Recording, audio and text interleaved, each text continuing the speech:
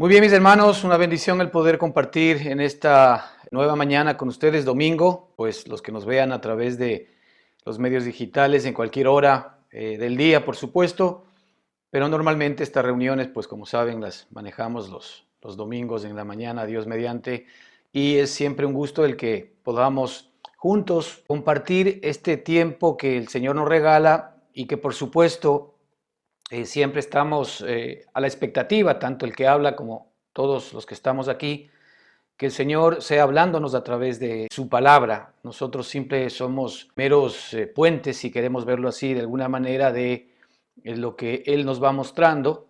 Y esa palabra es tanto para el que habla, cuanto para todos y cada uno de ustedes. Y damos gracias al Señor porque todos tenemos que aferrarnos a esta común fe, que es el creer en la obra terminada, perfecta, preciosa, eterna, completa de nuestro Señor y Salvador Jesucristo a nuestro favor. No hay absolutamente nada que no haya previsto y provisto nuestro Padre para que en este tiempo podamos efectivamente hacer frente a todas las vicisitudes, a todas las luchas, las dificultades, las carencias, las limitaciones, las debilidades que efectivamente podamos experimentar. Gracias a Dios porque Él se adelantó a nuestro tiempo, Él se adelantó a cada una de nuestras necesidades y nos dio a su amado Hijo Jesucristo.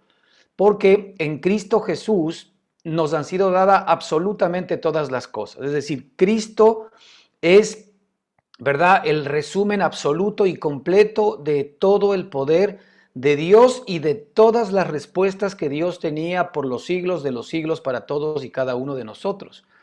Así que es por esto que nosotros debemos crecer, ¿no es cierto?, en la gracia y en el conocimiento de nuestro Señor y Salvador Jesucristo.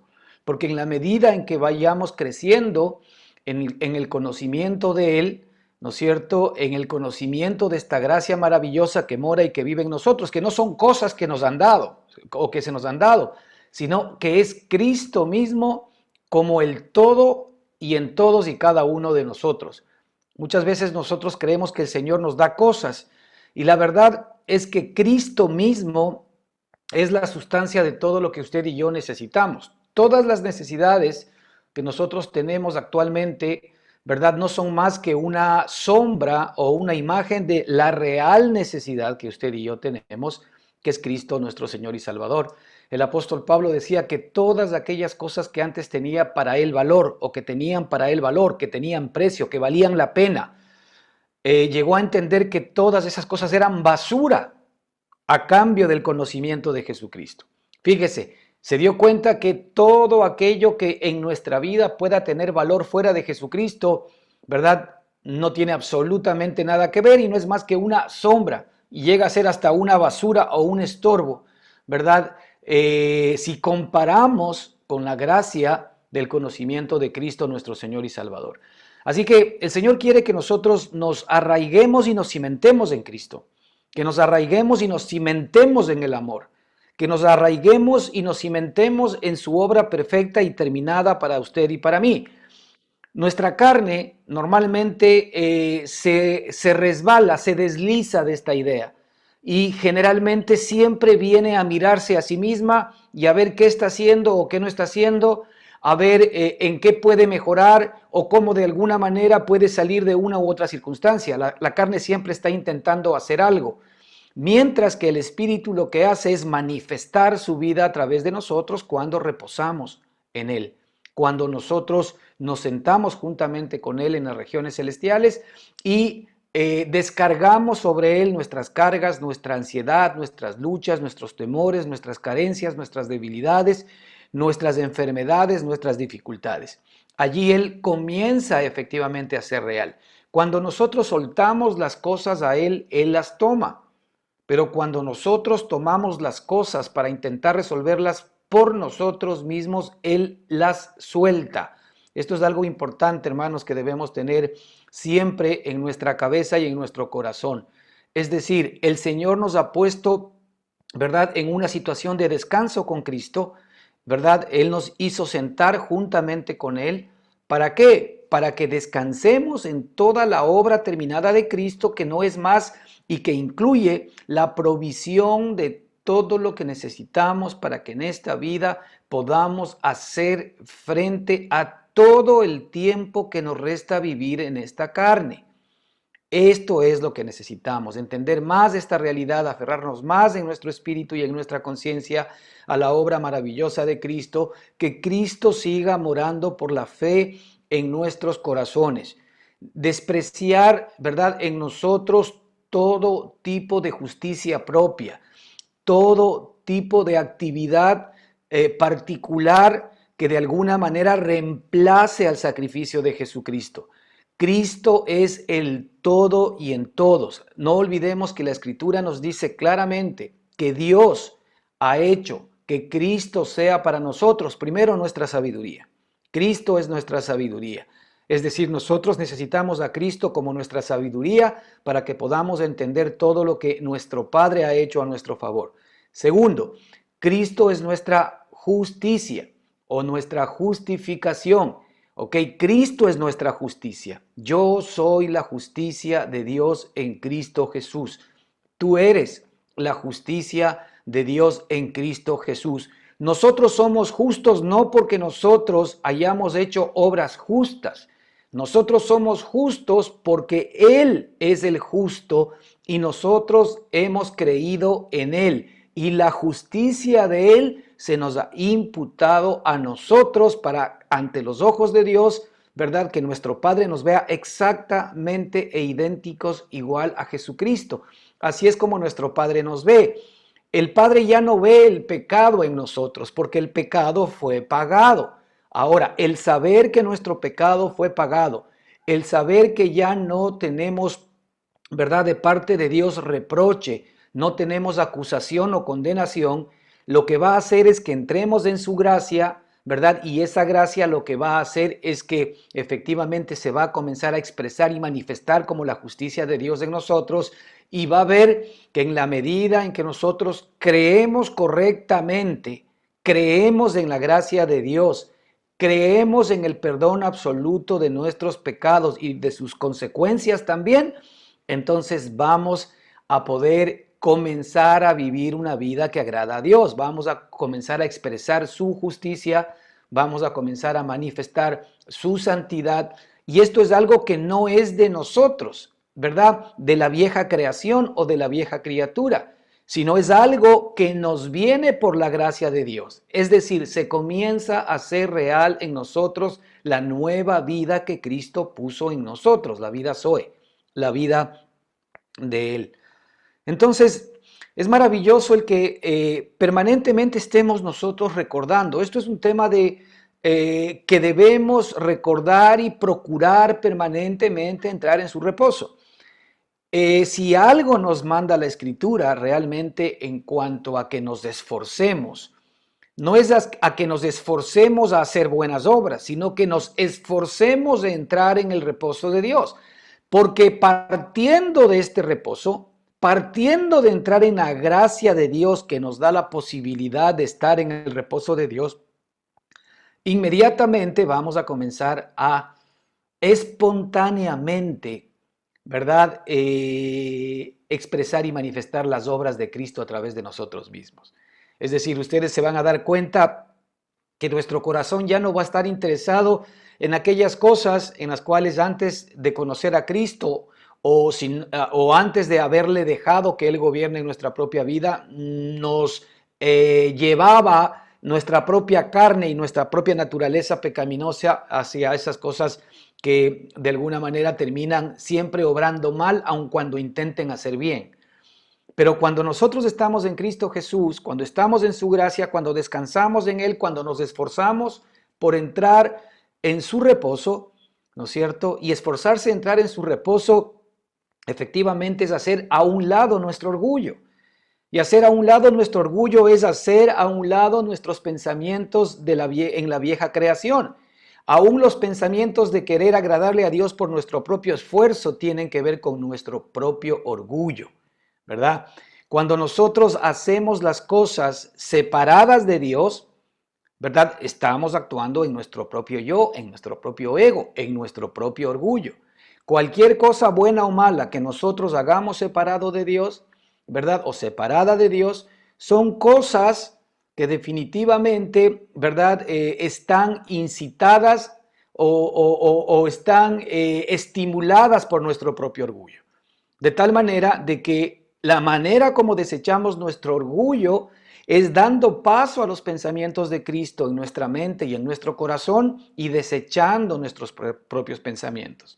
Por más inteligentes, por más sabios que parezcan, ¿verdad? Todo lo que el hombre natural entiende, comprende y discierne, por más bueno que sea, no necesariamente está de la mano con la voluntad de Dios. No necesariamente está de la mano con la voluntad de Dios. De hecho, la propia Escritura nos muestra, y el Señor dice que mucha gente en aquel tiempo dirá, pero Señor, Señor, en tu tiempo o en tu nombre nosotros echamos fuera demonios.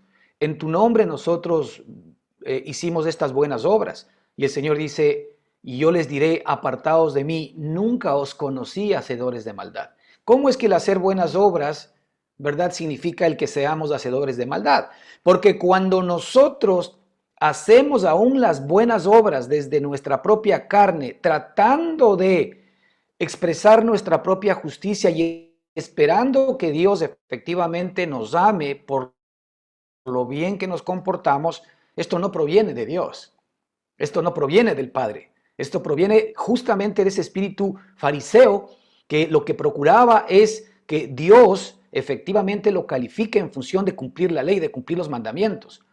Y qué lamentable es, hermanos, que en este tiempo, lamentablemente, la predicación que nosotros escuchamos generalmente en los púlpitos tiene que ver con hacernos conscientes de nuestro pecado, con hacernos conscientes de nuestra maldad. Muchos de nosotros creemos que cuando nosotros a la gente le tenemos consciente de su pecado, entonces la gente va a estar más alerta y va a poner más atención a no seguir pecando. Pero eso es contrario a lo que la Escritura enseña. Porque la Escritura enseña que cuando quiero hacer el bien, Romanos 7, hallo una ley, que el mal está en mí. Y justamente cuando nosotros a la gente le estamos recordando permanentemente sus pecados, y la verdad que la gente no necesita que le recordemos sus pecados, porque nosotros generalmente todos los días de nuestra vida, ¿no es cierto? Si no estamos en Cristo, estamos acusados por ellos. Estamos acusados por nuestras propias conciencias. Estamos acusados por las personas que están fuera, que hablan mal de nosotros. Estamos acusados muchas veces por la misma ley porque la ley nos muestra que somos incapaces de poder cumplir todos los mandamientos y las exigencias que el Señor tiene para usted y para mí.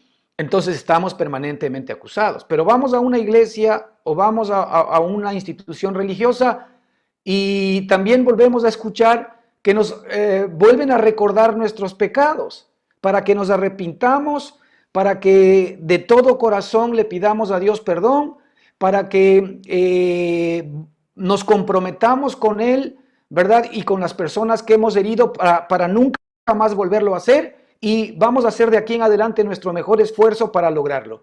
Hermanos, esto lamentablemente no proviene desde el mismo espíritu de la Escritura.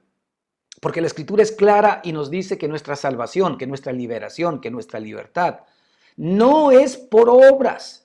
No es por obras, entendamos bien esto, no es por obras para que nadie se gloríe. No hay nadie absolutamente delante de Dios que va a poder decir, Señor, mira, por estas buenas obras que yo hice, tú me has aceptado. Absolutamente negado, porque el momento en que Dios haría eso, estaría desconociendo el sacrificio de su amado Hijo Jesucristo. Y por eso mismo Cristo vino a morir por usted y por mí. Por eso mismo Cristo vino a entregar su vida para nosotros, porque necesitábamos un Salvador. Librarnos aún de esta manera de pensar, librarnos aún de esta manera de entender. Y si nosotros nos comenzamos a librar de esta manera de pensar y de esta manera de entender, inmediatamente entramos en la gracia de Dios y por consecuencia la vida de Cristo va a comenzar a ser una realidad en nosotros. A las personas, ¿verdad? No les vamos a dar la opción de que puedan experimentar la vida de Cristo si le estamos recordando sus pecados. A nuestros hijos, a nuestros familiares, a las personas que amamos, no les hacemos ningún favor cuando les estamos recordando sus pecados. Ellos lo saben.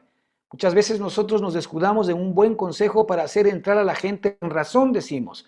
Pero muchas veces la gente, cuando no nos damos cuenta, entra en razón y trata de dejar una y otra cosa. Pero al darse cuenta que son incapaces de poder vencer las adicciones, de poder vencer el mal carácter, de poder vencer sus emociones, de poder vencer los temores, los miedos, las inseguridades y cualquier cosa que nos viene justamente por la vieja creación, allí nosotros efectivamente nos quedamos de alguna manera incapacitados, ¿verdad? Y no entendemos cómo a pesar de nuestro mejor esfuerzo, las cosas siguen mal o peor, porque muchas veces en lugar de mejorar, empeoramos. Y es que la ley del pecado y de la muerte está haciendo su trabajo.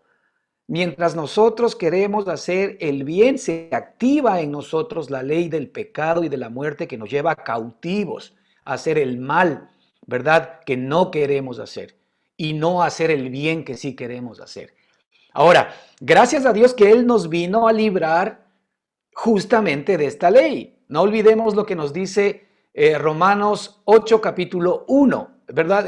8, versículo 1, que nos dice que la ley del Espíritu de vida en Cristo Jesús nos ha librado. La ley del Espíritu de vida en Cristo Jesús nos ha librado. Fíjense, eso es lo que usted y yo necesitamos. Que la ley del Espíritu de vida nos libre ¿de qué? Nos libre de la ley del pecado y de la muerte. Nos libre de esta ley que nos lleva permanente y continuamente cautivos como esclavos a hacer todo aquello que nosotros no queremos hacer.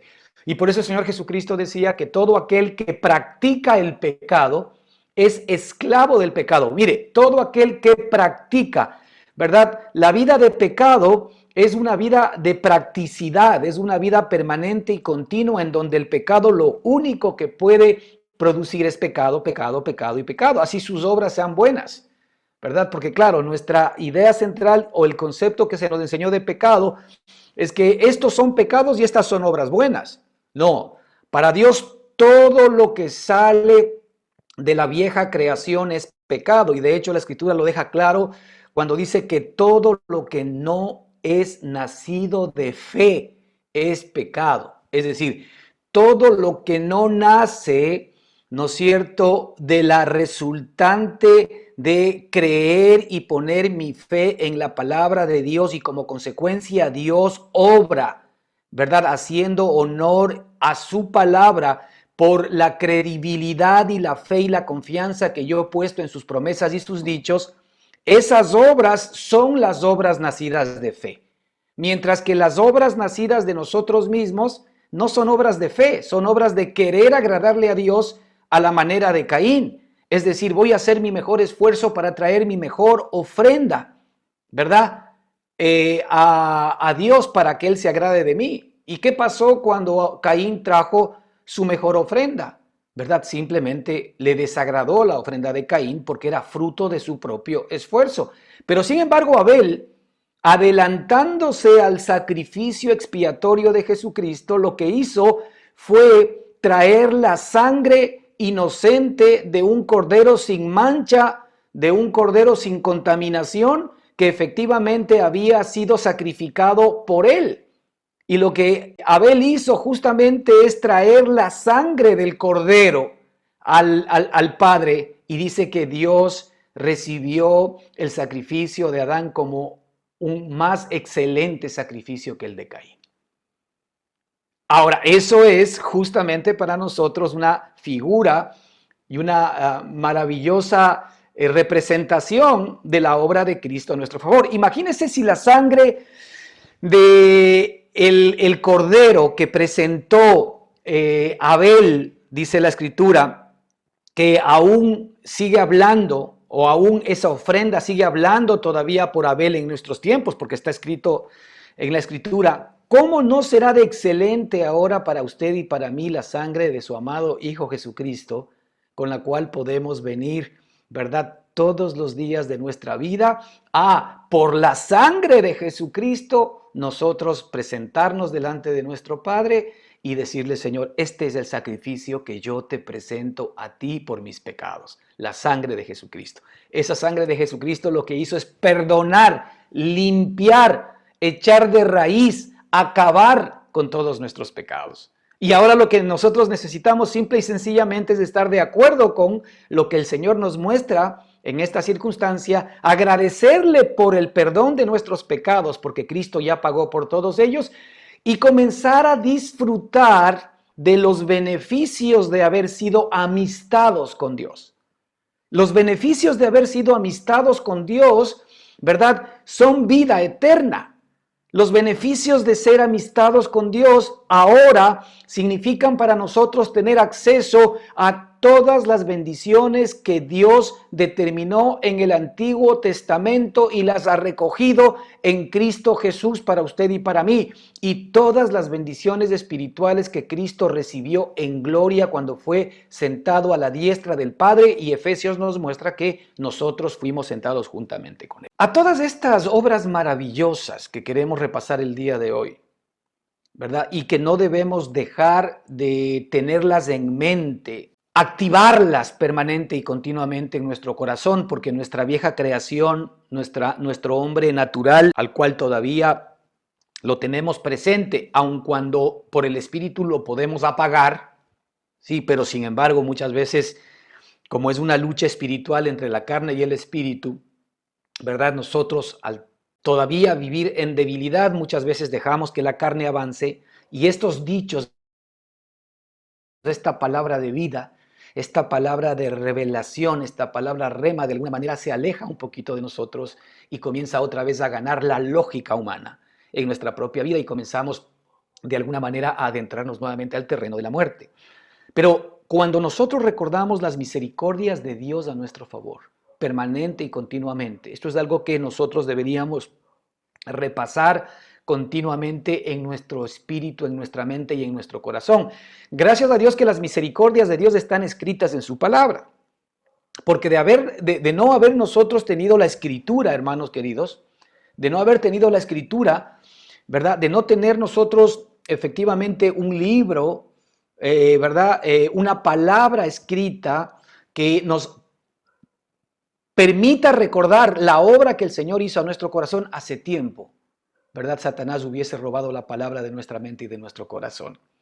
De hecho, ¿verdad? Lo logró en ciertos siglos en los cuales efectivamente la iglesia se oscureció tanto, ¿verdad? Que se apartó absolutamente del evangelio de la gracia y comenzó a predicar y a vivir un evangelio distinto y diferente, al punto que la iglesia se convirtió, ¿verdad? Al menos en aquel entonces la iglesia católica, como ustedes recordarán, en una herramienta de persecución y de muerte, ¿verdad? Para todos aquellos que de alguna manera, no que no confesaban a Cristo, sino aquellos que de alguna manera, ¿verdad? De acuerdo con la doctrina religiosa, estaban fuera de los límites que el hombre religioso había determinado en cuáles deban caminar, que eran leyes, que eran mandamientos de hombres, que eran doctrinas de hombres, que normalmente eran costumbres que tenían que ver generalmente con intereses mezquinos y humanos, ¿verdad? ¿Y qué es lo que sucedió? Vino Martín Lutero, ¿verdad? Martín Lutero fue uno de los que nuestro Padre maravilloso utilizó, ¿para qué? Para revelarle nuevamente el Evangelio de la Gracia. Y a través de él, efectivamente, viene, entre comillas, la iglesia que protesta o la iglesia protestante. Y aquí no estamos, obviamente, nosotros defendiendo una doctrina religiosa, una iglesia. Aquí lo que defendemos es Cristo. Lo que Martín Lutero hizo fue rescatar la justificación por gracia, no por obras. Lo que Martín Lutero hizo es rescatar, ¿verdad?, esta justicia pasiva que usted y yo tenemos cuando dejamos que Cristo actúe en nuestra propia vida, que no es nuestra propia justicia, sino que es la justicia de Dios actuando a través mío y a través suyo. En Romanos capítulo 12, ¿verdad? Versículo 1, tenemos nosotros una recomendación del apóstol Pablo y dice lo siguiente: así que, hermanos, os ruego por las misericordias de Dios que presentéis vuestros cuerpos en sacrificio vivo, santo, agradable a Dios, que es vuestro culto racional. No os conforméis a este siglo, sino transformaos por medio de la renovación de vuestro entendimiento, para que comprobéis cuál sea la buena voluntad de Dios, agradable y perfecta. El apóstol lo que quiere en su corazón es que nosotros finalmente comprobemos cuál sea la buena voluntad de Dios, que es buena para usted, que es buena para mí, que es agradable para usted, que es agradable para mí y que es perfecta para usted y que es perfecta para mí. Debes tener clarísimo, hermano, que la voluntad de Dios para ti y para mí es buena, es agradable y es perfecta. Si la voluntad de Dios para mí es buena, es agradable y es perfecta, y Él es la sustancia de todo lo que es bueno, de todo lo que es agradable y de todo lo que es perfecto, imagínate, ¿verdad? La dimensión, ¿verdad? De lo que Dios tiene preparado para ti y para mí. Y la dimensión de lo que Dios tiene preparado para ti y para mí es el que seamos idénticos a Cristo, nuestro Señor y nuestro Salvador. Entonces, en el versículo 1 dice, así que hermanos, os ruego, mira, os ruego por las misericordias de Dios. No es solamente ya la misericordia, ¿verdad? Porque la misericordia de Dios efectivamente ha hecho, o la gracia de Dios ha hecho que la misericordia de Dios efectivamente nos alcance, y esa misericordia de Dios se subdivide en muchas misericordias, ¿verdad? Que el Señor nos ha dado. ¿Para qué? Para que presentemos nuestros cuerpos en sacrificio vivo, santo, agradable a Dios. Es decir, el Señor nos ha dado todas las herramientas necesarias para que nosotros presentemos nuestros cuerpos, todo nuestro ser. Cuando la Escritura habla de nuestro cuerpo, no está hablando simple y sencillamente del cuerpo biológico, sino está hablando del cuerpo humano en términos generales, es decir, nuestro cuerpo, nuestra alma y nuestro espíritu, para que presentemos nuestro cuerpo, que efectivamente no es solamente el cuerpo de carne, como nosotros todos entendemos, sino que presentemos, ¿verdad?, el bios, el suje, ¿no es cierto? O el soma, y presentemos el zoe, ¿verdad? Que es la vida de Cristo como un sacrificio vivo, santo y agradable a Dios, que es nuestro culto racional. Es decir, nuestro culto racional, ¿verdad? Tiene que ver con algo vivo. Nuestro culto racional tiene que ver, ¿verdad?, con algo vivo, con algo santo, con algo que es agradable a Dios. Y ese algo vivo, santo, agradable a Dios tiene un nombre: Jesucristo morando en mi vida. Jesucristo viviendo en ti. Jesucristo, nuestro gran sumo sacerdote, que ahora se ha presentado por ti y por mí delante del Padre, para que cuando el Padre vea a Cristo, me vea a mí. Y cuando yo vea a Cristo, también vea al Padre. Cristo es el punto de encuentro, hermanos, ¿verdad?, entre Dios y nosotros. Cristo es la escalera que en su momento, ¿verdad?, vio uno de los padres israelitas cuando efectivamente él fue a dormir en el desierto, ¿no es cierto? Y cuando Jacob estuvo efectivamente durmiendo en una piedra, él tuvo un sueño y vio una escalera que topaba, ¿verdad?, en la parte de arriba el cielo, y la escalera topaba, ¿verdad?, en la parte de abajo en la tierra. Y veía él que los ángeles de Dios bajaban y subían por medio de esa escalera. Y esa escalera tiene un nombre para nosotros el día de hoy: se llama Jesucristo. Es decir, por medio de Jesucristo nosotros recibimos las bendiciones, recibimos el mensaje, recibimos la vida, recibimos la salvación, recibimos el poder, recibimos todo lo que Cristo es, ¿verdad? Por medio de Cristo nosotros recibimos todo lo que Cristo es. Y por medio de Cristo nosotros entregamos todo lo que somos. Al revés, obviamente, ¿qué podemos entregar nosotros en un principio, verdad? Cuando arrancamos en una relación con Cristo, sino males y pecados. Nosotros entregamos todo nuestro mal y todo nuestro pecado, y Él nos entrega todo nuestro bien y toda su bendición. Pero ahora que ya somos redimidos, nosotros recibimos todo su bien, recibimos toda su bondad, ¿verdad? Y nosotros lo que le devolvemos a Él, ¿no es cierto?, es esta nueva vida resucitada, esta vida viva, santa y agradable a Dios.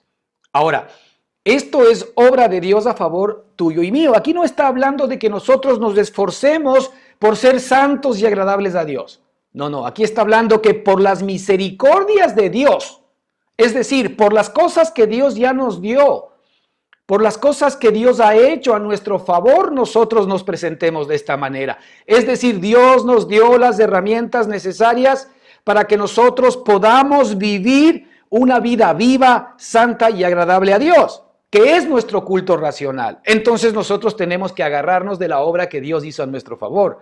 Tenemos que agarrarnos de las herramientas que Dios nos dio, por llamarla de alguna manera, para que por esas herramientas nosotros podamos efectivamente expresar y manifestar esta vida maravillosa que agrada a Dios, que no es más que la expresión y la manifestación de la vida de Jesucristo en usted y en mí. Yo quisiera el día de hoy que recordemos esas o algunas de esas misericordias, porque efectivamente aquí no están todas, pero por lo menos algunas básicas, hermanos, que es necesario que las recordemos permanente y continuamente. Muchas veces nosotros esto que vamos a escuchar ya lo hemos oído muchas veces, pero no se trata de oír muchas veces. Se trata de recibir muchas veces la vida que existe, ¿verdad?, en esta obra de Dios a nuestro favor. ¿Para qué? Para que efectivamente esa vida santa, esa vida agradable, esa vida, ¿verdad?, que le agrada a Dios, esa vida viva, que es el Cristo vivo morando y viviendo en usted, sea una experiencia y sea lo que a través de esta escalera maravillosa, ¿verdad?, que es Cristo, ¿verdad?, esté devolviendo permanentemente a nuestro Señor y Salvador Jesucristo. Así que, cuando el Padre ve al Hijo, nos está viendo implícitamente a nosotros. ¿Sabes qué? Es maravilloso entender esta perspectiva porque el Padre, ¿verdad?, nos ve a nosotros a través de lo que el Hijo ha hecho. El Padre nos ve a nosotros conforme a lo que el Hijo es. El Padre nos ve a nosotros conforme a lo que el Hijo puede hacer. Es decir, digamos que el Padre se ha puesto unos lentes, por ponerlo de alguna manera. Esos lentes son Cristo. Y a través de esos lentes nos ve a ustedes y a nosotros. Ahora, eso implica que si es que ese lente por el cual el Padre está viendo es justo, Él nos ve justos a nosotros. Eso implica que si el lente por el cual el Padre está viendo es santo, pues nos ve santos a nosotros. Eso implica que si es que ese lente por el cual el Padre está viendo es perfecto, pues nos está viendo perfectos a nosotros. Así es como nosotros nos debemos ver. El problema es que nosotros muchas veces nos vemos a través de nuestro propio lente humano, a través de nuestra propia justicia, a través de nuestra propia santidad, a través de nuestro propio poder, a través de nuestras propias capacidades, a través de nuestro propio compromiso, a través de nuestra propia fidelidad, a través de nuestras propias opciones. Y es un error, porque si el Padre nos ve a través de Cristo, entonces nosotros debemos ver también al Padre por medio de Cristo. Es decir, no hay ninguna posibilidad de que lleguemos al Padre si no es por medio de Jesucristo. Es imposible que podamos orar o hablar directamente a Dios si efectivamente no lo hacemos a través de la escalera, a través de Cristo nuestro Señor y Salvador. ¿Qué dijo el Señor Jesucristo? Sí, yo soy el camino y la verdad y la vida, y nadie llega al Padre si no es por mí. ¿Quieres tú conocer al Padre? Pues entonces primero tienes que conocer al Hijo. Dios se hizo hombre para que yo pueda recibir lo de Cristo hombre, yo como hombre, y pueda entender al Cristo hombre, y entendiéndolo a Él soy capaz de poder llegar efectivamente hacia el Padre. No hay ninguna otra manera de poderlo hacer. Y es por eso que nosotros debemos repasar las misericordias de Dios, que todas tienen que ver con su amado Hijo Jesucristo. En primer lugar, hermanos, es importante que en estas misericordias de cajón, lo que debamos nosotros determinar es que Él nos vino a salvar. Él nos vino a salvar. Ahora, Él nos vino a salvar, hermanos, porque nosotros estábamos perdidos. La salvación, como hemos hablado aquí, ¿no es cierto?, tiene que ver detrás con esta palabra sozo, pero que también tiene que ver con la palabra sotería, que son raíces, ¿no es cierto? Y esa palabra, efectivamente, lo que tiene que ver es no solamente con salvación del infierno, o salvación cuando nosotros nos vayamos de este mundo, porque eso es lo que la religión nos vendió. Y sí, tiene que ver también con eso. Es decir, nosotros vamos a ir eternamente a vivir con nuestro Padre Celestial. Sí, eso es verdad. Pero sin embargo, la salvación en un concepto integral tiene que ver con todo lo que el Señor hizo para salvarnos en el presente siglo malo. Hoy, ahora. Estás con problemas económicos, estás con problemas de enfermedades, estás con problemas de relaciones, estás con problemas emocionales, estás con circunstancias difíciles que no sabes enfrentar. Pues el Señor sí sabía todo eso. Eso es salvación. Salvación es que el Señor vino a ser hoy tu ayuda, el Señor vino a ser hoy tu provisión, el Señor vino a ser hoy tu libertad, tu liberación, tu sanidad. Eso es salvación. Entonces, efectivamente, lo primero que debemos de entender es que el Señor justamente vino a auxiliarnos en este tiempo. ¿Por qué vino a auxiliarnos en este tiempo? Porque ahora es cuando necesitamos nosotros efectivamente de alguien que nos consuele. Ahora es que necesitamos que alguien efectivamente haga algo por nosotros, porque nosotros hemos sido incapaces y hemos fracasado en nuestras propias capacidades para lograr lo que efectivamente queríamos lograr. Y lo que queríamos lograr no es necesariamente siempre agradar a Cristo. Lo que queríamos lograr es agradarnos a nosotros mismos, estar seguros nosotros mismos fraguarnos un futuro en el cual medianamente podamos estar tranquilos nuestros hijos y nuestras familias. Esto es lo que nosotros llevamos en nuestro corazón, pero sin que Dios participe. Sí, que Dios nos ayude, pero una cosa es que Dios me ayude a que Dios lo haga. Y le digo una cosa, hermano, sinceramente, Dios no vino a ayudarnos. No, Dios vino a vivir por nosotros estas circunstancias. Dios cargó en la cruz del Calvario todas estas situaciones, ¿verdad? Que son directas de la vieja creación, que son fruto de la vieja creación. Él vino a cargarlas, ¿para qué? Para que Él pueda vivir por medio de nosotros esas circunstancias y nos dé victoria. Por eso dijo el apóstol Pablo, ya no vivo yo. Esto no fue simple y sencillamente una declaración alegórica del apóstol Pablo, porque ya no vivo yo, es una realidad en usted y en mí, porque ya no vivo yo.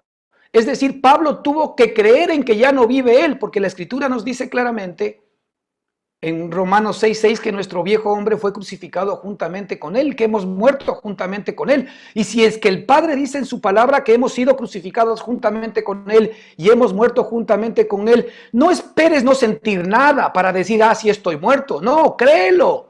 Sí, yo estoy muerto juntamente contigo, Señor, porque tu palabra lo dice.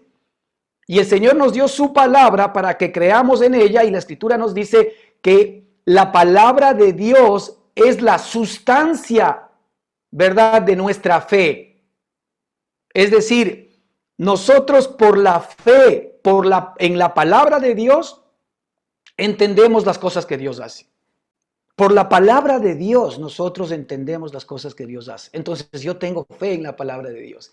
Y cuando yo tengo fe en la palabra de Dios, y cuando yo creo la palabra de Dios, y cuando yo creo las promesas de Dios, y cuando yo creo los dichos de Dios en mi corazón, entonces lo que estoy básicamente es uniendo a la sustancia de lo que el Señor dice para que se convierta en realidad en mi propia vida. De ahí que es tan importante, hermanos, el que nosotros podamos en la economía de Dios entender que nuestra fe es como el dinero, ¿verdad?, en la economía de este mundo. Es decir, nuestra fe, la fe en la palabra de Dios, la fe en Jesucristo, la fe en su obra. No la fe en cualquier buen pensamiento positivo. Cuidado con eso, porque hay una diferencia abismal. La fe en la palabra de Dios. La fe en lo que Cristo dice, porque la palabra de Dios es viva y eficaz. No hay ninguna otra palabra que sea viva y eficaz.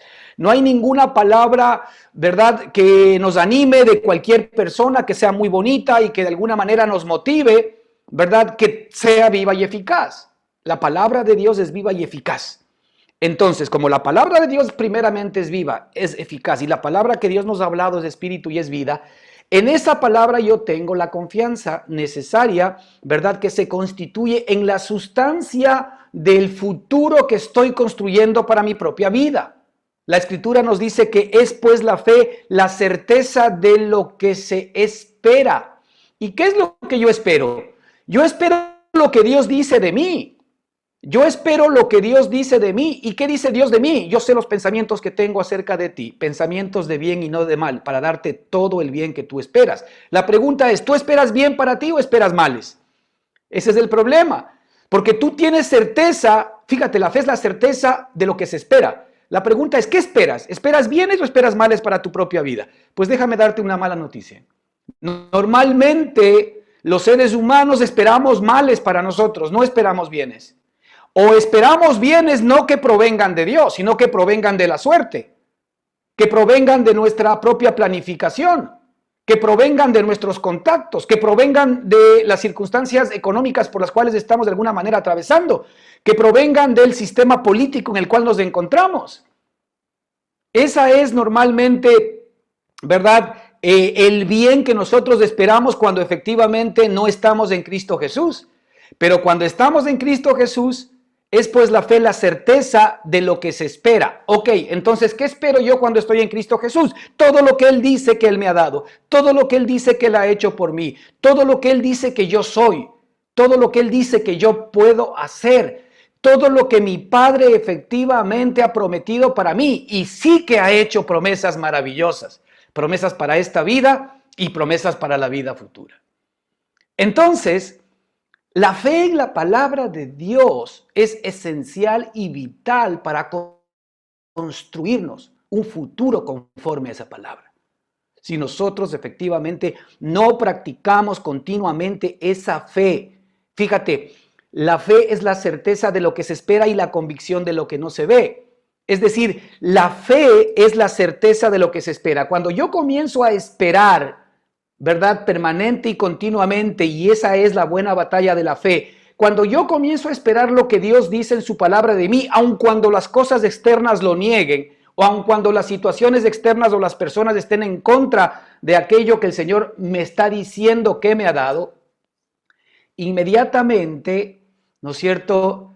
Eso comienza a ser una convicción de lo que yo no veo. Es decir, la certeza, ¿no es cierto?, de lo que yo espero, la certeza de las cosas que Dios ha dicho en su palabra para mí, yo las creo, esa certeza comienza a creer convicción de lo que no veo. La certeza de lo que espero y la convicción de lo que no veo están en el campo de lo invisible. Están en el campo de lo invisible, y la Escritura nos dice, ¿no es cierto?, que por ejemplo por la fe nosotros entendemos por la palabra de Dios que el universo fue creado por la palabra de Dios. De tal manera que las cosas que se ven fueron hechas de las que no se veían. Ok, entonces cuando nosotros estamos trabajando en el campo de lo que no se ve, es decir, la certeza de lo que espero y la convicción de lo que no veo, cuando yo estoy batallando en ese campo contra el enemigo, entonces allí yo ya estoy fabricando la sustancia, ¿verdad?, de la experiencia que voy a tener en mi vida. El Señor nos ha dado ahí una clave maravillosa para que efectivamente nos anclemos en la fe de Cristo, para que nos anclemos en sus promesas y para que nos anclemos en su palabra. Así que fíjate, ¿qué nos dice Primera de Juan 4:14? Primera de Juan 4:14 nos dice, y nosotros hemos visto y declaramos que el Padre envió a su Hijo para que el mundo sea salvo por él, o para ser el Salvador del mundo. Y nosotros hemos visto y declaramos que el Padre envió a su Hijo para ser el Salvador del mundo. ¿Para qué envió el Padre a su Hijo al mundo? Para salvarnos. Ahora, ¿por qué lo envió para salvarnos? Porque estábamos perdidos. No solamente respecto de la eternidad, sino también respecto de cómo estamos enfrentando esta vida. Respecto de todas las necesidades que tú y yo teníamos. Tú debes saber que nuestro Padre sabía de antemano que nosotros íbamos a constituirnos en sus hijos por la obediencia de Jesucristo. Y como Él sabía de antemano que nosotros íbamos a ser sus hijos e íbamos a vivir en esta carne, e íbamos a pasar momentos difíciles, momentos de escasez, momentos de enfermedad, momentos de dificultades económicas, momentos, ¿verdad?, de circunstancias familiares complejas, momentos de situaciones políticas y de situaciones sociales difíciles. Él sabía todo esto. Él tenía que mandar a su Hijo amado Jesucristo para que me salve a mí, para que te salve a ti, para darte a ti una respuesta, porque Él es nuestro Papá eterno. Entonces Él tenía que mandar a su amado Hijo Jesucristo al mundo para que el mundo sea salvo por Él o para salvar al mundo. Es decir, todo el mundo tiene derecho a recibir esta misericordia, esta gracia de Dios a su favor. Todo el mundo. Todo el mundo está salvado por Dios, pero todo el mundo tiene que aceptar esa salvación. Esa es la diferencia. Todo el mundo está salvado por Dios. No hay nadie que efectivamente haya tenido que salir de esta circunstancia, pero la gente tiene que hacer suyo lo que le corresponde. Dios no te va a obligar a hacer algo tuyo que no quieres, que no lo aceptas, que no lo entiendes o que lo desprecias. Tú tienes que aceptar primero tu condición de necesitar un Salvador. Yo necesito un Salvador. Y yo necesito un Salvador todos los días. Y yo necesito un Salvador minuto a minuto y segundo a segundo. No sé ustedes, yo lo necesito. Yo necesito un Salvador para cada circunstancia de mi vida. Yo necesito un Salvador permanente y continuo que esté conmigo, no solamente hasta que desaparezca de este planeta, sino por los siglos de los siglos. Yo necesito ese Salvador. No sé si ustedes lo necesitan, yo lo necesito. Yo no soy suficiente, yo soy incapaz. Yo por mí mismo no puedo manejar nada. Él es efectivamente nuestra suficiencia. El que no lo entiende así no ha visto a Cristo, porque si se siente suficiente o siente que no necesita tanto de la mano de Dios, o siente que su situación está bastante bien como para venir a Dios y pedirle tanto, pues está equivocado. Déjeme decirle que no está viendo las cosas como debe ver. Porque si Dios envió a su Hijo a que el mundo sea salvo por Él, Dios vio lo que usted no vio en usted mismo. Dios vio su decadencia, Dios vio su pobreza, Dios vio su muerte eterna, Dios vio su enfermedad, Dios vio su dificultad, Dios ha visto su pecado, cosas que usted no ha visto. Y por eso es necesario que el Señor nos revele quiénes somos. El que crea estar bien, el que crea que estas palabras son muy lejanas para él, pues tiene que escuchar más del Señor. Porque si algo entendemos en la medida que lo conocemos, es que todo lo bueno que creíamos ser o tener era simple y sencillamente una nube que no nos permitía ver la realidad de Cristo en nuestra propia vida. De allí que lo nuestro es apegarnos, es inclinarnos y es aferrarnos más y más y más y más a la vida que Cristo es en usted y en mí.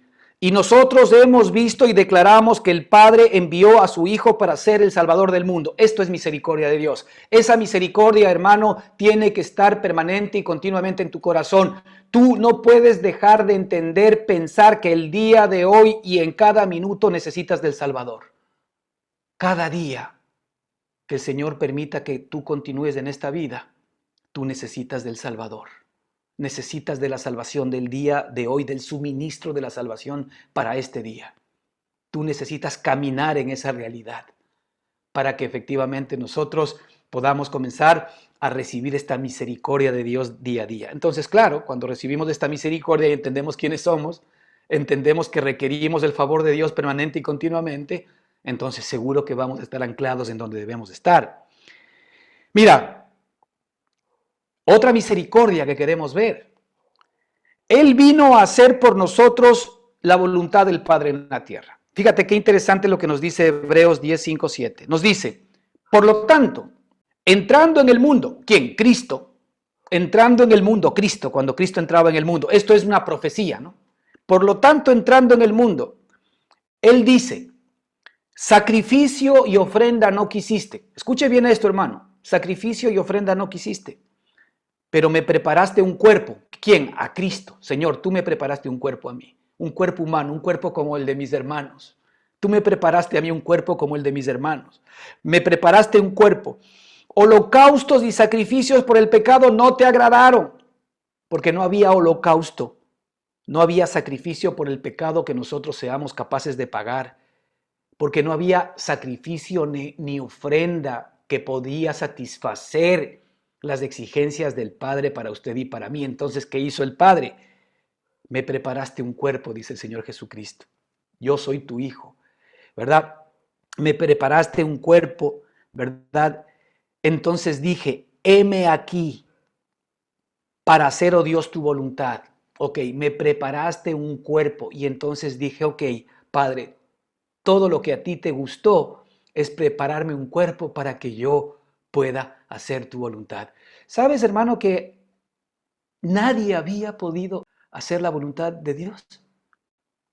Nadie había podido satisfacer completamente la voluntad de Dios, que era hacer efectivamente la voluntad de Dios. Nadie, ningún ser humano sobre esta tierra lo había podido lograr desde Adán hasta siempre, pero ahora Él manda a su amado Hijo, le entrega un cuerpo parecido al nuestro, mejor dicho, igual al nuestro, para que en ese cuerpo Él ahora pueda hacer la voluntad de Dios. Y por esa voluntad, ¿verdad?, que Él hace en el cuerpo, usted y yo ahora somos libres. Fíjate lo que dice otra vez este versículo. Por lo tanto, entrando en el mundo, Él dice, sacrificio y ofrenda no quisiste, pero me preparaste un cuerpo. Holocaustos y sacrificios por el pecado no te agradaron. Entonces dije, heme aquí para hacer tu voluntad, oh Dios. Heme aquí para hacer, oh Dios, tu voluntad. Como en el rollo del libro está escrito de mí. Hebreos 10, 5, 7.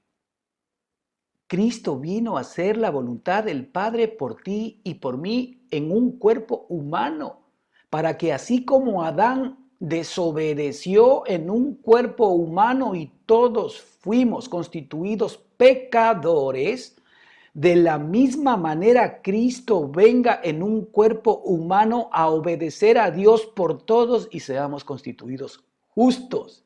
Qué regalo tan grande y tan maravilloso. Así como por un hombre entró el pecado en el mundo y por el pecado la muerte, pues todos pecamos.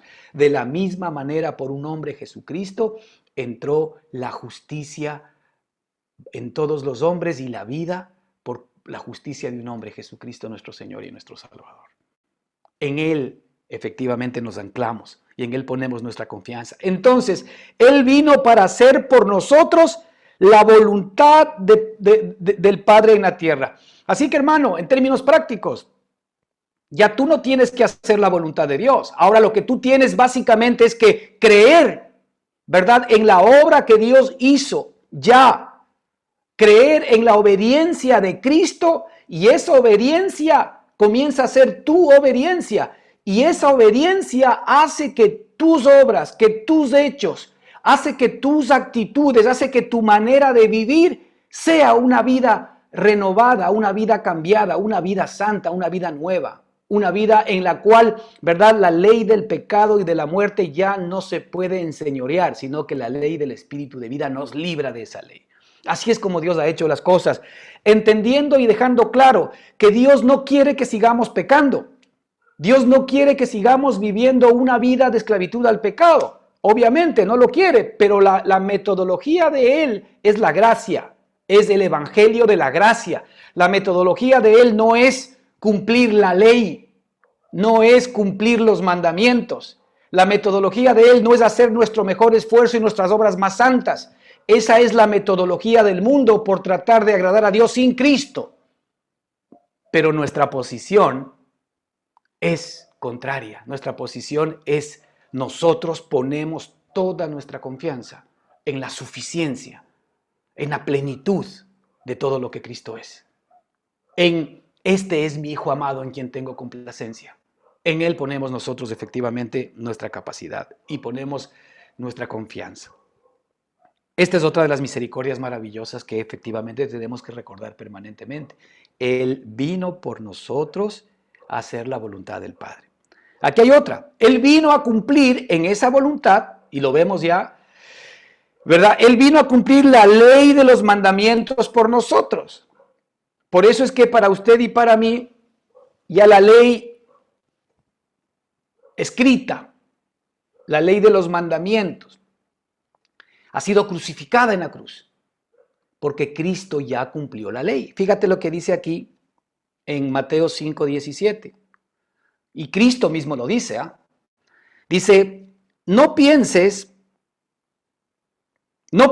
que he venido para abrogar la ley o los profetas. No, Cristo no vino a abrogar la ley o los profetas, porque muchos estaban de alguna manera tal vez creyendo que Cristo había venido a echar al piso el sistema de mandamientos que efectivamente Dios mismo, por medio de los ángeles, había dado a Moisés para el pueblo de Israel. No, dice él, no. Yo no he venido a hacer eso. Yo he venido, ¿verdad?, para abrogar, no he venido para abrogar la ley, sino para cumplir la ley. El único ser humano que podía cumplir la ley no eras tú y yo. Porque si tú y yo podíamos haber cumplido la ley, entonces en vano vino Cristo. Nosotros hubiésemos sido el Salvador del mundo o el Salvador de nosotros mismos. Justamente porque no había un solo hombre que se pueda salvar a sí mismo, porque todos habíamos pecado, porque todos estábamos viviendo impíamente, porque todos estábamos efectivamente desechados de la gloria de Dios. Entonces, Él vino para cumplir la ley. Él no vino para abrogar la ley. Él no vino para acabar con la ley, sino para abrogarla, sino para cumplirla. Y una vez que cumplió la ley, ya la ley no tenía sentido, porque ahora resulta que todos en Cristo Jesús somos capaces de poder hacer lo mismo que Él hizo.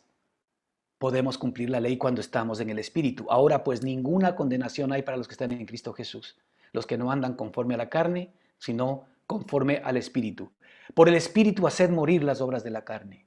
Andad en el Espíritu y no satisfagáis las obras de la carne. Es decir, el Cristo que es el Espíritu ahora nos da la posibilidad de que nosotros en Él podamos experimentar esa vida victoriosa sobre el pecado, sobre la muerte que efectivamente experimentamos. Ahora, Él vino a cumplir la ley. Tú tienes que presentarte delante de tu Padre Celestial con tu cédula de cumplimiento de la ley. Tu cédula de cumplimiento, tu certificado de cumplimiento de la ley. El certificado del cumplimiento de la ley otorgado por Dios a mi favor se llama Jesucristo. Si tú tienes a Cristo Jesús como tu Señor y como tu Salvador, y Satanás viene a persuadirte de que no estás haciendo lo suficiente, de que sigues de alguna manera pecando en esto y el otro, tú tienes que traerle tu certificado a Satanás y decirle: Satanás, este certificado me lo dio mi Padre. Jesucristo cumplió por mí la ley y yo me declaro que soy la justicia de Dios en Cristo Jesús. Claro, esto que es gracia, lo que va a hacer en tu propia vida es que tiene un impacto profundo en tu ser, tiene un impacto profundo en tu espíritu. Y eso lo que hace básicamente es que tu vida comience a transformarse por medio de la renovación de tu entendimiento. Que de hecho, en este mismo capítulo, el apóstol nos lleva a eso. Transformaos, no os conforméis a este mundo, sino transformaos por medio de la renovación de vuestro entendimiento. Porque el entendimiento que nosotros tenemos ahora, que es el entendimiento de la obra de Cristo a nuestro favor, que es el entendimiento de las misericordias de Dios, hace efectivamente una diferencia a nuestro favor. Así que Él vino a cumplir la ley por nosotros. Otra de las misericordias que tenemos es que Él se ofreció a sí mismo en sacrificio por nuestros pecados. Fíjate lo que dice Romanos 8:3. En efecto, la ley no pudo liberarnos porque la naturaleza pecaminosa anuló su poder. Por eso Dios envió a su propio Hijo en condición semejante a nuestra condición de pecadores, para que se ofreciera en sacrificio por el pecado, y así Él condenó, y así condenó Dios al pecado en la naturaleza humana. Y en otra versión nos dice, quien se dio a sí mismo por nuestros pecados, en Gálatas 1:4, quien se dio a sí mismo por nuestros pecados, es decir, Cristo se dio a sí mismo por nuestros pecados. De este modo nos libró de la presente época malvada, conforme a la voluntad de nuestro Dios y Padre. Es decir, Él se ofreció a sí mismo en sacrificio por nuestros pecados. Esa es otra de las misericordias de Dios a nuestro. ¿Por qué se ofreció Él mismo o Él a sí mismo por nuestros pecados? Porque ninguno de nosotros podía hacer absolutamente nada para pagar nuestros pecados.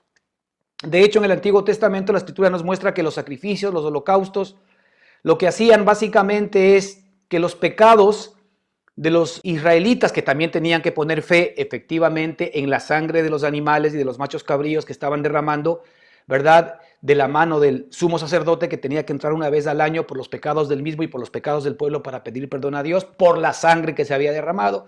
Dios les perdonaba los pecados, pero había un problema, que esos pecados otra vez después volvían a resucitar. Es decir, el pueblo siempre tenía conciencia de pecado.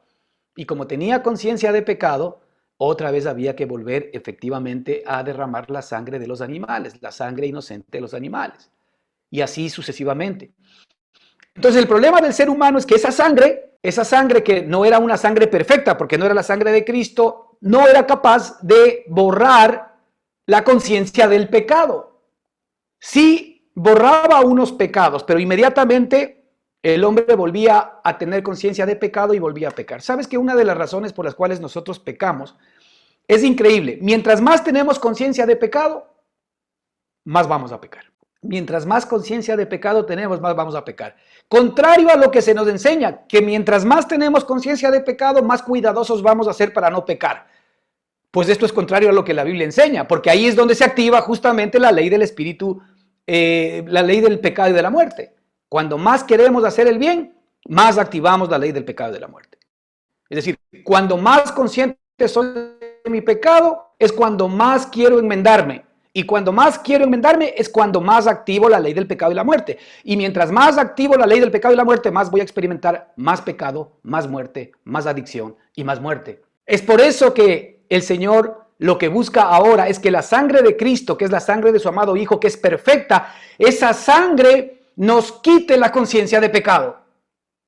Que tú y yo podamos ganar la buena batalla de la fe al enemigo, mostrándole permanente y continuamente que la sangre permanente de Cristo que derramó en la cruz es una sangre perfecta y es una sangre que ha sido derramada por los siglos de los siglos por todos mis pecados, de tal manera de que ya no hay más remisión de pecados, porque la sangre de Jesucristo fue derramada por mis pecados y la sangre de Jesucristo pagó todos mis pecados pasados, presentes, futuros y sus consecuencias.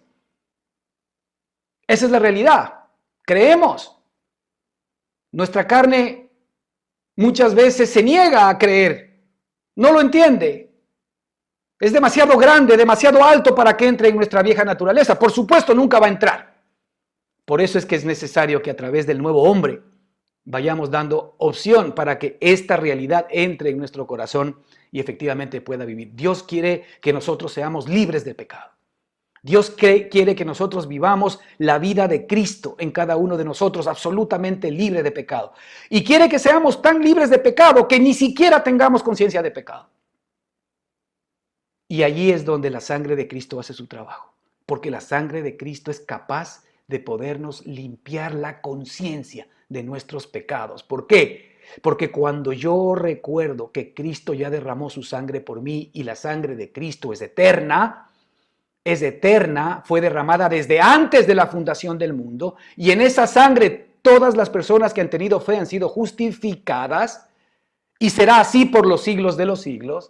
En esa sangre preciosa, entonces yo ya he sido absolutamente justificado, libre y limpio de todo pecado, pasado, presente y futuro, y ya no tengo conciencia de pecado. Si yo efectivamente mañana en mi carne, ¿verdad? Veo en mi vida que hay algún pecado que se sigue de alguna manera repitiendo, pues ya no es para que efectivamente yo diga, Señor, ¿qué hago con esto? Sino para que yo reconozca que Cristo murió por mis pecados, que murió por ese pecado y que ahora, ¿verdad? Yo pida al Señor, ¿verdad? Que efectivamente esa sangre preciosa me sane y me limpie en esa área de mi vida. Pero primero, no diciéndole, Señor, soy pecador, sino diciéndole, Señor, gracias porque tú me has perdonado por estos pecados. Sí, todavía puedo ver en mi vida incorrecciones, todavía puedo ver en mi vida pecado, pero no estoy de acuerdo con eso, Señor.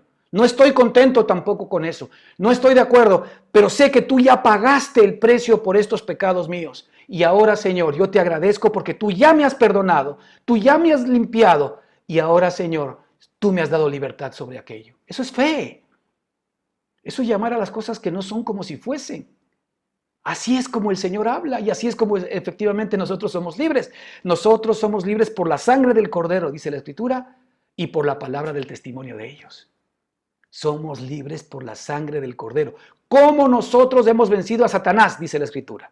Lo hemos vencido por la sangre del Cordero y por la palabra del testimonio de ellos. La sangre del Cordero hizo su trabajo, pero mi palabra de testimonio, yo testifico que efectivamente el Señor ha hecho esto a mi favor. Entonces yo voy a tener todas estas bendiciones que Dios me ha dado.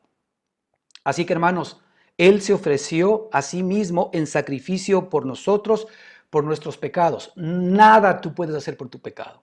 Él se ofreció a sí mismo. El único sacrificio que Dios podía aceptar por los pecados míos y de los hombres era el sacrificio de sí mismo.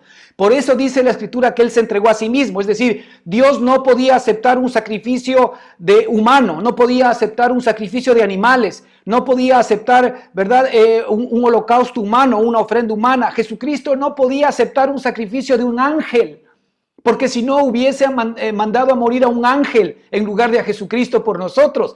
Jesucristo se entregó a sí mismo. Es decir, Dios solamente podía aceptar su propia vida, la vida de su amado Hijo, ¿verdad?, como paga de todos nuestros pecados. Imagínense, para que Dios acepte, para que Dios haya concedido el hecho de que Cristo muera por nuestros pecados, porque solamente la muerte y la sangre de su Hijo era capaz de perdonar nuestros pecados. Imagínense el tamaño que tendrán nuestros pecados delante de Dios, que solamente su propia sangre era capaz de poder Él aceptarla. ¿Cuán grande será nuestra maldad? ¿Cuán grande será nuestro pecado que nosotros no lo vemos? Nosotros tomamos nuestro pecado a la ligera. Nosotros creemos que sí, por ahí tenemos unos pecaditos. De vez en cuando nomás mentimos. A veces nomás pensamos mal. A veces nomás nos enojamos y nos ponemos bravos, etcétera, etcétera, ¿verdad? Pero así no ve Dios, porque el Señor mandó a morir a su Hijo Jesucristo por esos pecaditos chiquitos míos que yo digo no importan. Para mí no importan, pero para el Señor la paga de ese pecado tenía que ver básicamente con recibir una ofrenda mucho más grande que ese pecado.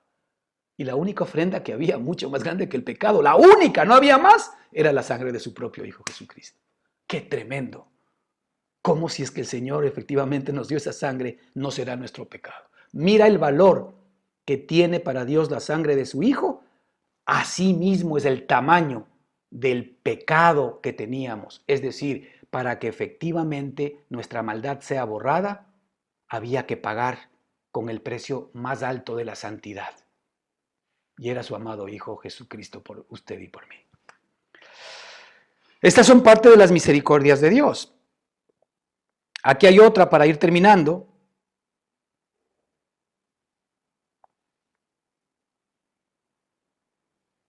En Gálatas 1:4 nos dice: quien se dio a sí mismo por nuestros pecados. De este modo nos libró de la presente época malvada, conforme a la voluntad de nuestro Dios y Padre.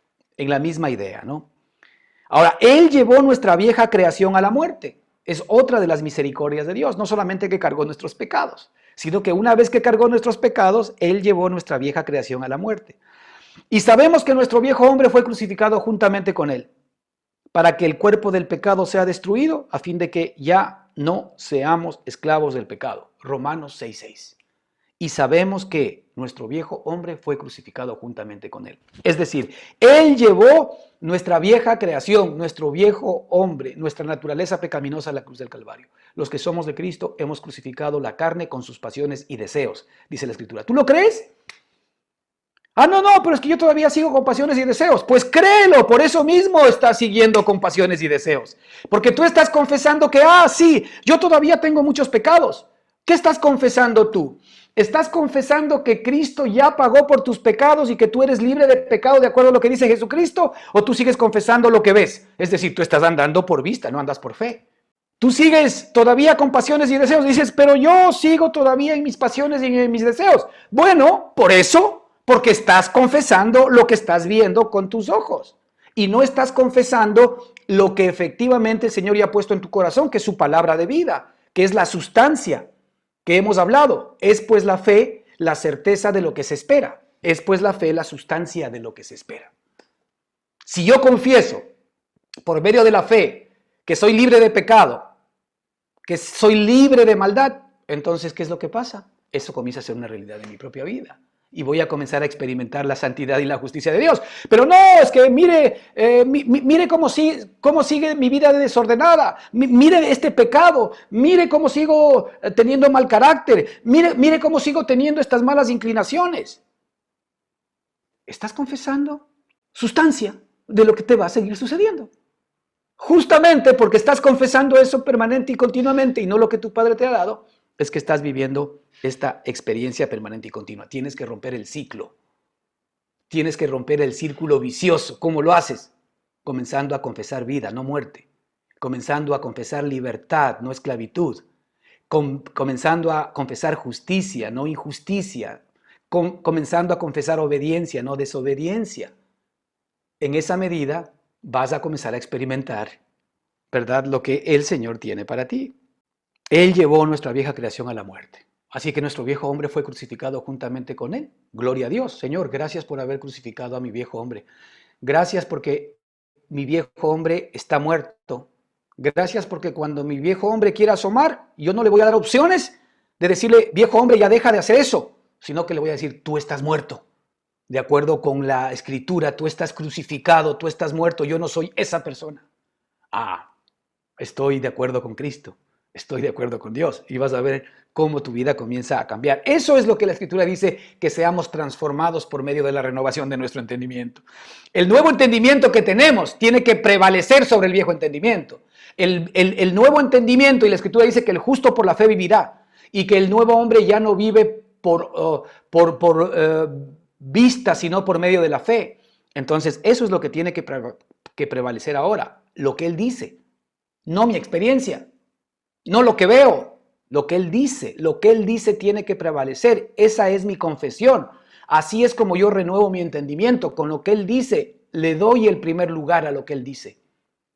Así las pruebas sean contrarias, le doy el primer lugar a lo que Él dice. Mira, para ir terminando, Cristo triunfó sobre el diablo. Hebreos 2:14. También esta es otra de las misericordias de Dios. Por tanto, puesto que los hijos, nosotros somos los hijos, dice, puesto que los hijos han participado de carne y sangre, es decir, nosotros hemos participado de este cuerpo, de igual manera Cristo también participó de lo mismo para destruir por medio de la muerte al que tenía el dominio sobre la muerte, es decir, al diablo. O sea, Cristo vino a participar de lo mismo que tú y yo para poder destruir al diablo que nos tenía destruidos a nosotros. El diablo en nuestra carne nos ha tenido destruidos. El diablo vino a robar, a matar y a destruir. Resulta que ahora el Señor Jesucristo viene en nuestra propia carne para, desde la carne, es decir, viene al territorio del diablo, para en el territorio del diablo despojarle de su poder, cumplir la ley de Dios, aplastar al pecado. Y la Escritura dice que Él participó de lo mismo para destruir por medio de la muerte al que tenía el dominio sobre la muerte. Es decir, destruyó al diablo. La pregunta es, si ya no vivo yo y Cristo vive en mí, y yo lo digo por fe, porque ya no vivo yo, mas Cristo vive en mí, y si Cristo vive en mí, entonces Cristo aquí dice que destruyó ya al diablo. Lo destruyó sus obras. Entonces yo he destruido sus obras porque ahora Cristo vive en mí. Todas las obras de maldad, de pecado, de temor, de miedo, de inseguridad, de enfermedad, ¿de dónde crees que vienen? No vienen de Dios. No vienen de nuestro Padre amoroso. Nuestro Padre amoroso nos mandó al Salvador del mundo. Nuestro Padre amoroso nos mandó a Cristo para proveernos. Nuestro Padre amoroso nos mandó el perdón de nuestros pecados. Nuestro Padre amoroso nos mandó la vida eterna. Nuestro Padre amoroso nos ha mandado, ¿verdad?, para que conozcamos su voluntad, que es buena, que es agradable y perfecta para nosotros. No, Él no nos mandó enfermedades. Él no nos ha mandado temores. Él no nos manda miedos. Él no nos manda accidentes. Él no nos manda hambrunas. Él no nos manda falta de trabajos. Él no nos manda problemas económicos. No. Esto es algo que viene desde el enemigo, el príncipe de este mundo que trata de robar, matar y destruir. ¿Quién lo destruyó? Jesucristo destruyó a Satanás. Satanás sabe que el momento en que tú entiendas de estas cosas, no tiene opción más contigo. No tiene más posibilidades de seguirte acorralando con todas las mentiras de fuera, a pesar de que a nosotros de nuestra carne se nos convierten esas mentiras en verdades. Se nos convierten en verdades, hermanos, si es que efectivamente tenemos una fe en negativo, porque la fe es la certeza de lo que se espera. Si yo espero mal, si yo espero dificultades, si yo espero que mis hijos estén peor, si yo espero que mi familia no va a prosperar, si yo espero que la situación económica se me va a agravar, si yo espero que la enfermedad me agarre, si yo espero males para mi propia vida, entonces tú tienes la certeza de lo que esperas. La fe es la certeza de lo que esperas. Así que estás generando la sustancia de lo que te va a venir. Estás generando la sustancia de lo que le va a venir a tu hijo, a tu hija, a tu familia. Cuando tú estás totalmente desesperado por tu familia y no sabes qué hacer, tú estás generando, estás atrayendo males hacia tu vida. No le estás creyendo a Dios que dice, no he visto a justo, ¿verdad? Ni a hijo de justo que mendigue pan. No he visto a justo ni a justo desamparado. Pero nosotros decimos, no, nuestros hijos están mal. No les va a ir bien, etcétera, etcétera, etcétera. Estamos nosotros generando sustancia para el futuro desgraciado nuestro y de los nuestros, justamente porque estamos confesando el mal en lugar de confesar a Cristo como nuestro Señor y Salvador.